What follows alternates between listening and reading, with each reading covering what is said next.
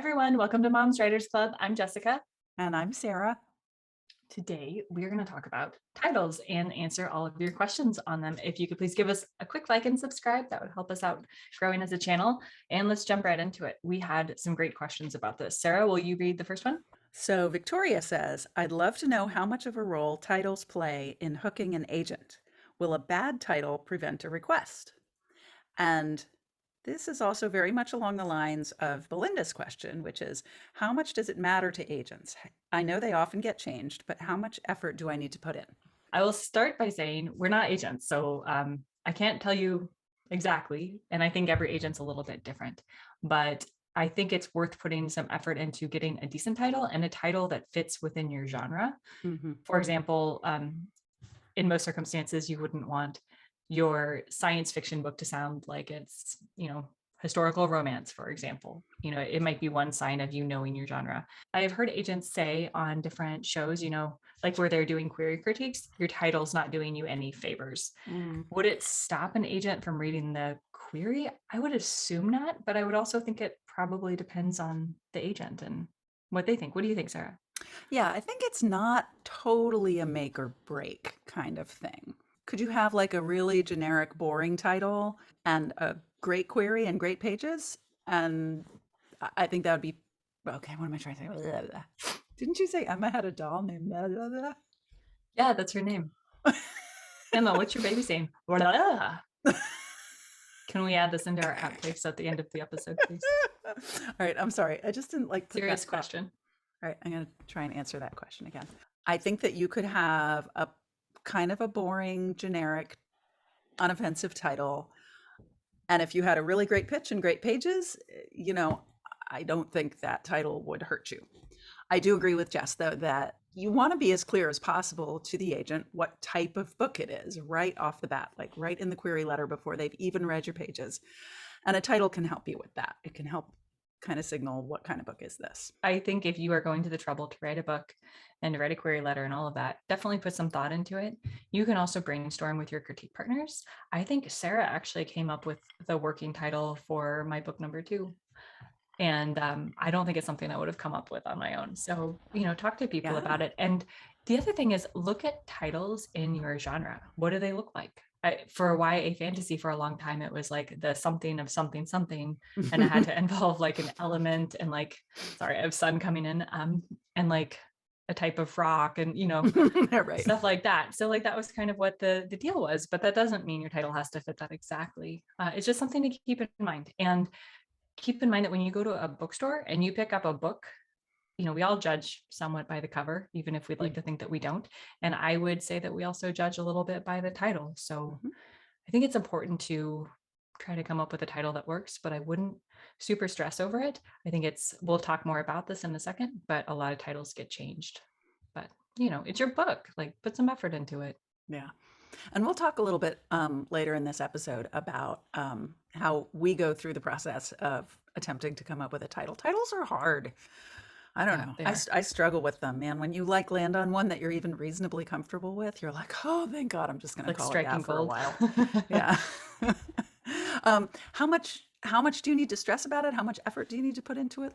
Put in some effort, but just remember, this is not the total make or break thing. If you get something decent that kind of indicates what kind of book it is and kind of speaks to you, then that's probably good enough.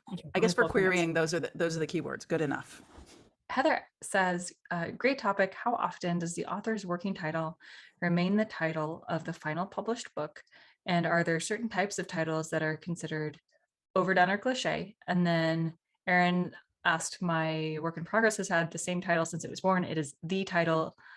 Is a title change a common demand by editors or publishers? And what are the author's rights around that, and how would it affect publishing options? So we'll talk a little bit about all of this now. So we don't have numbers. We don't know how often or how not often, but we both have publishing contracts now, and I think it is the vast majority of the time that your publishing contract includes some ability of your publisher to determine what the title of the book is going to be.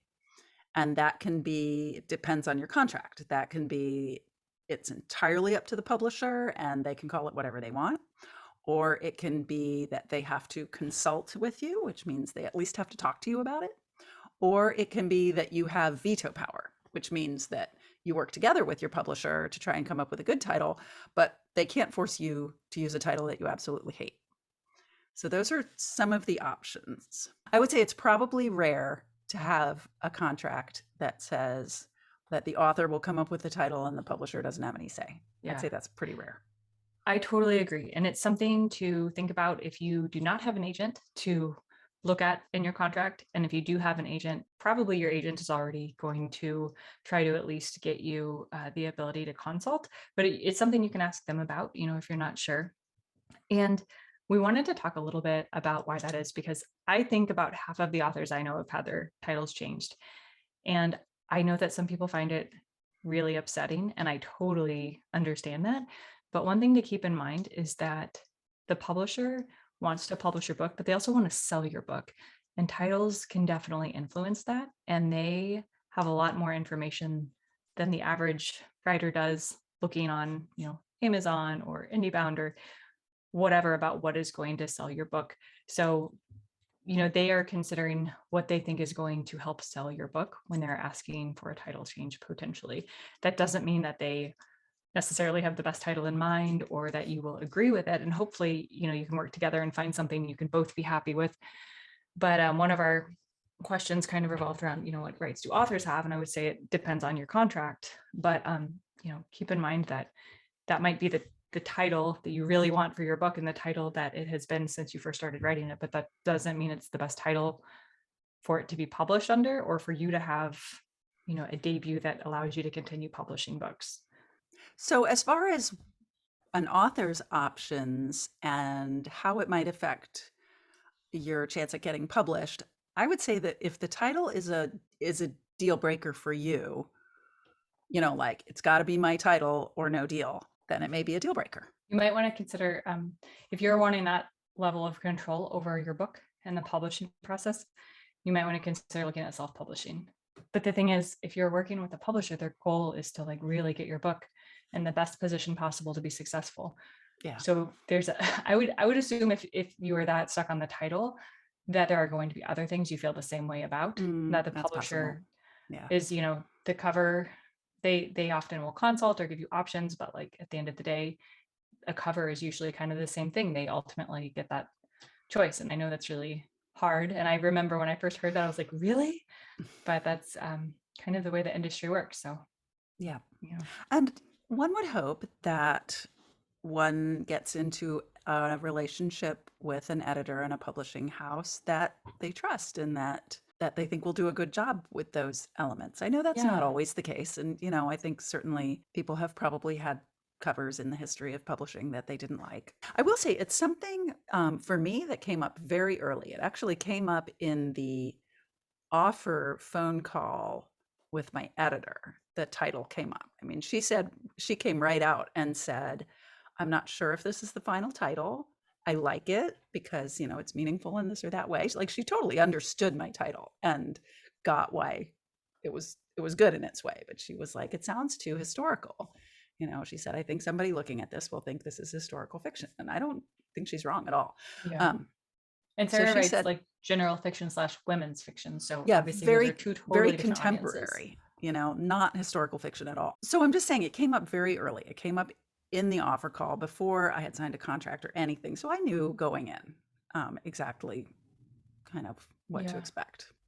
And I had the same conversation. Mine was not specific, oh, it sounds too much this or that. Mine fits my genre pretty well. But I was just made aware that, they liked it, but just that it might change. And they wanted me to be aware that that was part of the process so that I was not surprised. I think that sometimes publishers get kind of a bad rap for, you hear the horror story of the author who didn't like their title and then they're kind of demonized and, oh, they made me name it this. And in reality, I think most of the time, there are always exceptions. It's more collaborative. And I am aware of authors who really disliked the title that they felt that they had been assigned, and they talked to their agent and they were able to work it out with the publisher. And it wasn't the title that they'd originally wanted, but at least it wasn't the one that they hated. Yeah. So it's not, and I think it's not like you have to be butting heads about it. You can work together on it. Yeah. And I think it's entirely possible that a great deal of books get better titles than they Yeah. started with through the editorial process, because editors and publishers are often very smart about those kind of things, and they understand how it works with the cover and how it works in the market and stuff like that. And they're creative Mhm. people. They are creative people who love books. So, I think I would guess that probably most books wind up with better titles than they started with. Because titles It's suck. They're really hard.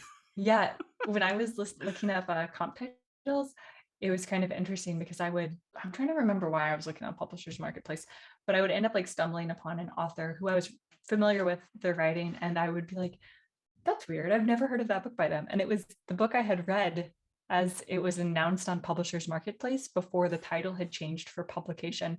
And I will say for many of them, Funny. I'll bet that author loved that title, but the one it published under like Was made me better. want to read the book much more than so Yeah. yeah, I can appreciate it. To answer Heather's question, are there certain types of titles that are considered overdone or cliche?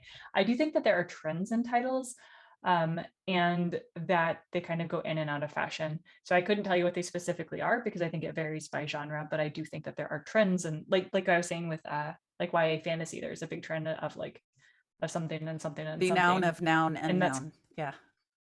yeah. And I'm not trying to make fun of YA fantasy when I say that. It's just it's an easy one to grasp onto. Yeah. Okay. And I think that that is not going, if you're querying, I think that's not really going to hurt you if you have a title that maybe is, I don't know, on the tail end of a trend or something like Yeah, that. I I don't agree. think that's something to worry about. Okay, our next question are one word titles. Are they truly a no-no, or is it like so much else completely subjective? Would a one word title turn an agent or a mentor off from requesting more? I have no idea. I'm trying to think if I I have can think never, of any one word titles. have you heard that that's a no-no?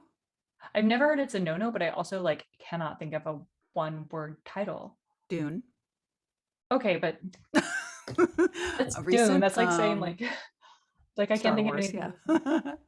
Isn't that two words? Yeah, no, I guess. I don't know. I'm so sorry. I can't think of any, so I'm betting it's not super common, but I also think that if it Oh, were oh, inappropriate. there was that whole YA series. Come on, Divergent Oh and yeah, Emergent and fucking Urgent. I they don't did like. pretty well. I think they have a Yeah, Netflix series or something. So I guess it just depends, but Twilight. they did fine. Yeah. Twilight is a one-word title.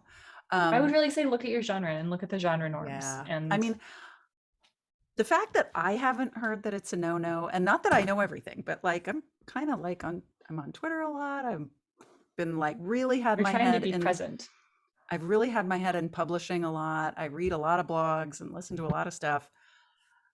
And I don't know, I haven't heard that it's a no-no. I think if you I have a great haven't heard that one-word either. title, then just use it. And Yeah. no, I don't think it's going to turn an agent off from asking for more. They Yeah, I might be agree. like, this is not a great title, but whatever. And no, Yeah. I wouldn't worry about it. Okay, so Kathleen asks, is it a good or a bad idea to pull the title from words of the novel, or does it even matter? I did it intentionally because it fits so perfectly. I love doing this. And okay, so I do too. I do it the other way. I don't pull it from the book. I have a title and I make sure those words are in the book somewhere and that they make sense. Um, and I think I've done that with every book. Okay, with one exception, I've done that with every book I've written. And I love it when I'm reading a book and I'm like, oh, the title. Like, I actually Yeah. think I did a Oh, big like tweet there. about this Yeah. when I'm like, it makes sense. I get it. Yeah, okay. Yeah. I'll stop fangirling. What were you going to say? Yeah, I agree. I love it. And I actually think that it's I think I can't read people's minds, but I think we are probably not the only ones who find it charming. Um, I think that's one of the fun things about reading is finding those little Easter eggs in books and being like, oh, I get it. Like I'm in this little club with the author, you know? Um, so yeah, do it. Why not? I mean, Please do if it. it's a Everybody do good it. title, there's no downside. Yeah. I have like 5 titles for my last book. You probably got a text with all of them that were all like quotes I had pulled from the book that I was trying to like make work as the title, and they did not work at all. Yeah. I guess my latest book is not in the book, like the title's not in the book anywhere. But Uh, Cindy asks, would a reader avoid a book if the title was too long? And then says, I think I have, and gives an example of a very Just the long picture she posted was really funny. Okay. So I have talked a little bit with people who like work in the industry on this, and they basically say like someone needs to be able to look at the cover and like quickly get the title. And if the title's hard to read, you're probably not going to stop and read it. I mean, so Fiona Apple did that album where the title of the album was like a paragraph long. It was like this huge, great, big, long, But she's you Fiona know, Apple. 50-word thing. I know, and nobody called it that. Everybody called it When the Pawn, because those are the first 3 words of this like paragraph long title that she picked. So Yeah, that's now the album name is When the Pawn, which is a terrible that's hilarious. album name, but that's what everyone calls it. So yeah, I do think long, really long titles probably. What was her question? Will people not read it? Will people avoid a book? I think I've heard like no more than 5 words. Yeah, I'd say like if you were going to wind up with a title that quote wasn't doing you any favors, like a really long title would probably be one of those, because Yeah. it takes up a lot of verbiage in your query letter, in all of your pitches, and all of your agents' pitches, and all of your editors' pitches. They got to And like read imagine out this putting it great on a big long cover. title, let alone putting it on the cover. And then Yeah. like reviewers have to write out that great big long title, and they're inevitably going to shorten it, and then you don't have any say over what they shorten it to.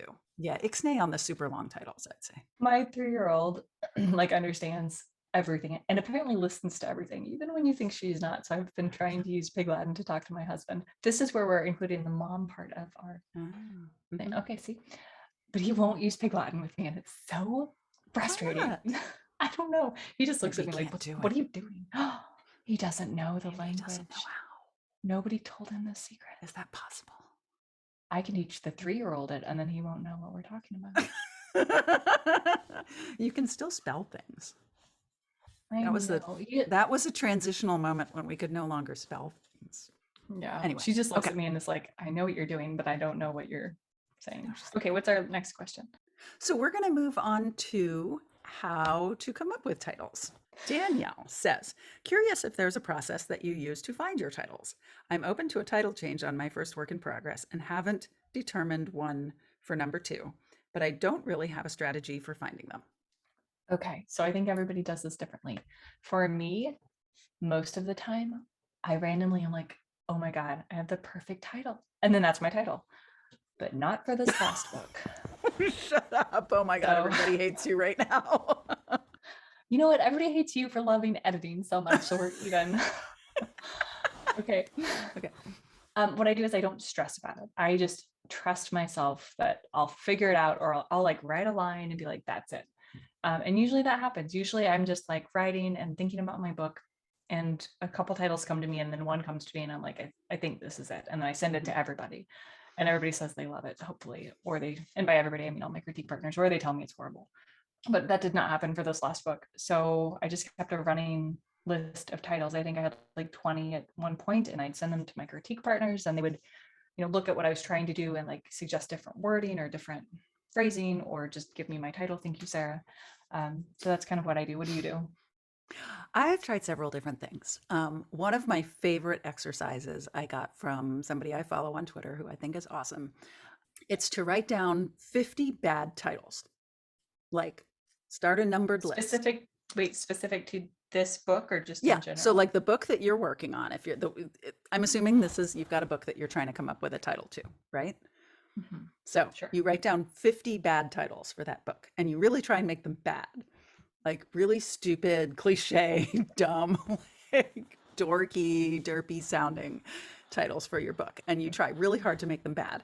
And you will be surprised that after about 20, you're like having a hard time coming up with bad titles, but you got to come up with 50. You got to keep going.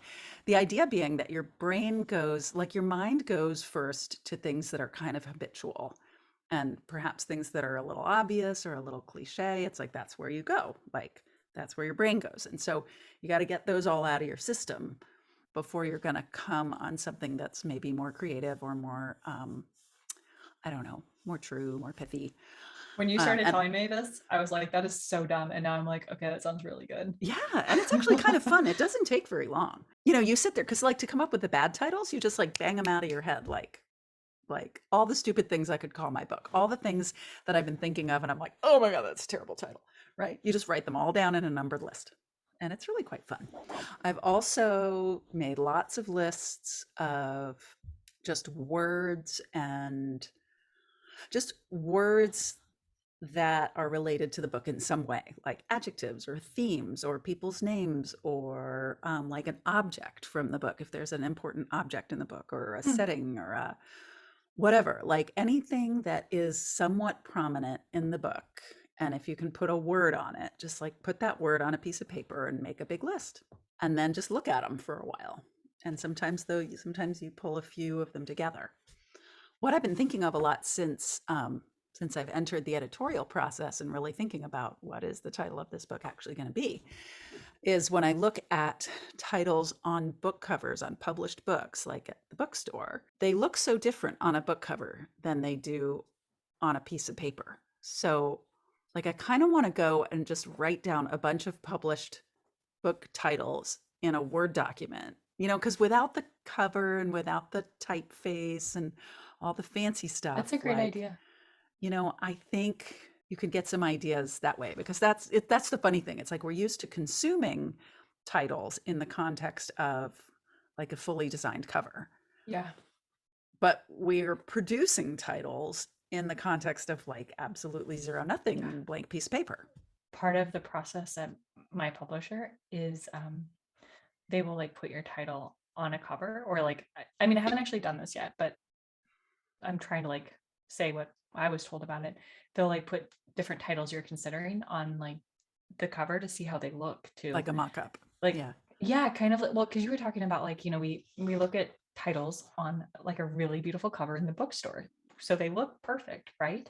Well, it's like, did they have three different titles that they put on that same cover to see which one, they like the sound of all three of them maybe. And maybe they're looking to see what also looks best, whether Hmm. it's, I mean, I don't know. I thought that it was really interesting that that was part of the process.